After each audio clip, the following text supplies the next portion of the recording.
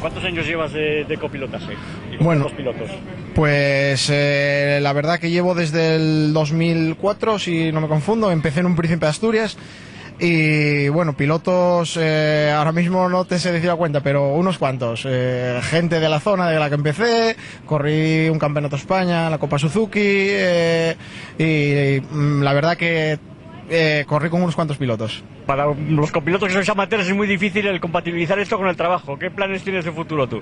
Bueno, pues ahora mismo para mí va a ser la última carrera momentáneamente. No sé durante cuánto tiempo será, porque bueno, por motivos laborales no lo puedo compatibilizar y entonces espero que dentro de no mucho tiempo me pueda volver a subir a la derecha de cualquier piloto.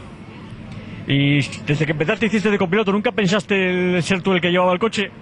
Pues la verdad que no, porque ya algo que me apasiona el ser el copiloto, el trabajo que conlleva y todo el esfuerzo que se realiza, pero es muy satisfactorio, por lo menos para mí, aunque no sea tan reconocido como el del piloto.